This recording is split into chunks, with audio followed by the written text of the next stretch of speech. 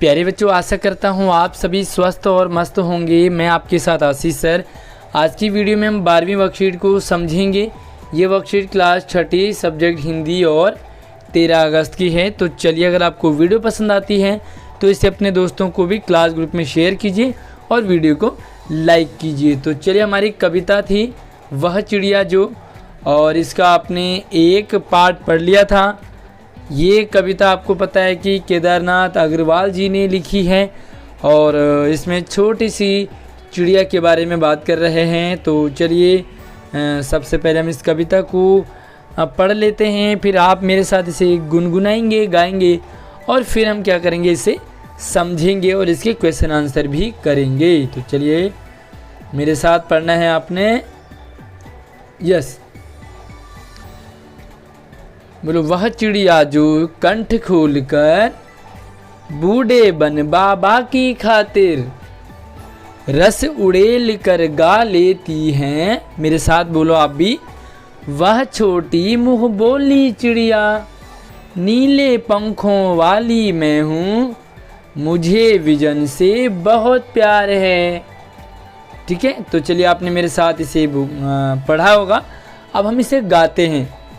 बोलो। वह चिड़िया जो कंठ खोल कर बूढ़े बन बाबा की खातिर रस उड़ेल कर गा लेती हैं। वह छोटी मुँह बोली चिड़िया, नील पंखों वाली मैं हूँ, मुझे विजन से बहुत प्यार है। तो कितने बच्चों ने मेरे साथ इसे गाया, ट्राई किया और आपको ये गा के कैसा लगा, मुझे ज़रूर कमेंट करके बताना। तो चलिए, इसे समझते हैं। वह छोटी सी चिड़िया है जो, वो बहुत प्यारी चिड़िया है ना। चिड़िया आपने देखी होगी, जैसे ये एक चिड़िया है और ये चिड़िया क्या करती हैं, ये जंगल में रहती है ना। बड़े बहुत ही पुराना जंगल है, वहाँ रहती हैं और वहाँ क्या करती हैं, कंठ खोलकर, कंठ कहते हैं गले को, है ना। तो गले को खोल करके क्या करते हैं, हम गाना गाते हैं। उसी तरीके से ये चिड़िया भी अपने गले को खोल करके गाना गा रही है। अब देखो, आप सोचोगे भाई चिड़िया कौन सा गाना गा रही होगी, तो चिड़ियाएँ भी अपनी आवाज़ में वो गाने गाती है। और वो किसके लिए गाना गा रही है, बूढ़े बन बाबा की खातिर।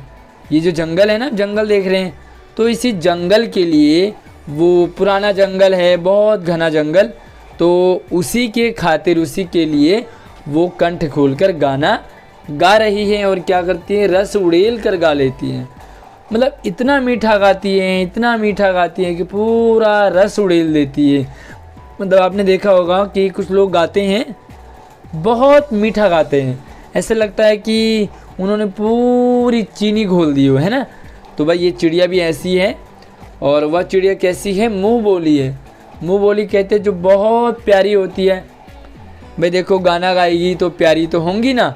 अब आपने क्या करना है, इस कविता को आपने भी गाना है, रिकॉर्डिंग करनी है और अपने जो भी ग्रुप है आपका, जिसमें आप हिंदी की वर्कशीट भेजते हो, उसमें आपने इसे रिकॉर्डिंग भी भेजनी है। और साथ में आप ये भी बोलें कि हमें टीचर ने बोला है, आशीष सर ने बोला है कि इसे गाकर सुनाएं अपने टीचर को। और वो चिड़िया कैसी है, नीले पंखों वाली। वो चिड़िया कहती है मैं नीले पंखों वाली हूँ और मुझे विजन से बहुत प्यार है। विजन यानी कि एकांत जंगल, यानी कि अकेलापन, जहाँ पर सब सुनसान रहता है, तो उसे विजन से बहुत प्यार है। ठीक है, तो चलिए, यहाँ पर कुछ सवाल हैं, इनके हम जवाब लिखते हैं, आपको करवाते हैं सॉल्व। सही अर्थों के साथ मिलान कीजिए। अब यहाँ पर देखो, यहाँ पर 1 2 3 4 यहाँ पर इस साइड है, जैसे मैच कॉलम करते हैं, और 4 इसे इस साइड है। अब आपने इन्हें मैच करना है। तो चलिए मैच करते हैं। पहला है संतोषी। तो संतोषी किसे कहते हैं, जो संतोष करने वाली हो उसे हम संतोषी कहते हैं। दूसरा है बूढ़े बन बाबा। तो बूढ़े बन बाबा किसे कहा है, यस, पुराने घने जंगल को बूढ़े बन बाबा कहा है। विजन से प्यार, यानी कि एकांत से प्यार है। और बाकी बचा हमारा दूध भरे झुंडी के दाने।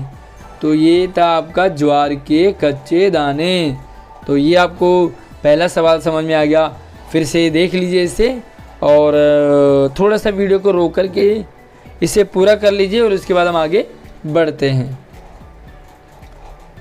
चलिए दूसरा सवाल है, बन बाबा कौन है, उन्हें बूढ़ा क्यों कहा है? विजन किसे कहते हैं? चिड़िया विजन से क्यों प्यार करती है? चिड़िया किसके लिए गाती है? और एक और पांचवा सवाल है, तो चलिए इनके आंसर मैं आपको लिख के दिखाता हूँ। तो चलिए दूसरा सवाल था, बन बाबा कौन है और उन्हें बूढ़ा क्यों कहा गया है?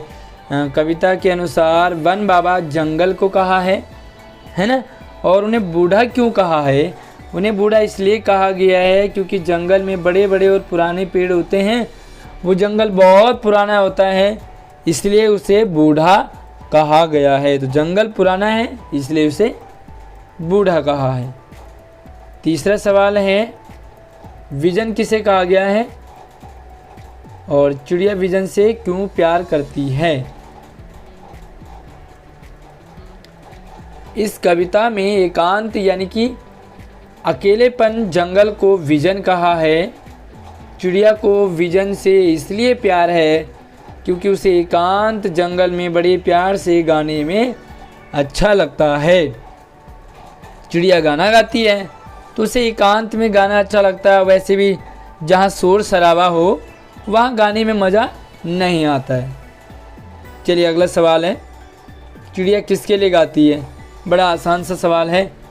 तो चिड़िया एकांत जंगल में रहती है इसलिए वहाँ बूढ़े बन बाबा अर्थात जंगल के लिए गाना गाती है। लिख लिया होगा आपने इसे, थोड़ा सा रोक के भी आप इसे लिख सकते हैं। और अगला सवाल है पांचवा, नीचे कुछ पक्षियों के नाम दिए गए हैं, उनमें यदि कोई पक्षी एक रंग से ज़्यादा रंग का है तो उसके प्रत्येक हिस्से के रंग का बताना है। यानी कि जैसे तोते की चोंच कैसी होती है? लाल, और शरीर कैसा होता है? हरा। उसी तरीके से अपने मैना का, कौवा का, कबूतर का, बतख, तोता, गौरैया और मोर।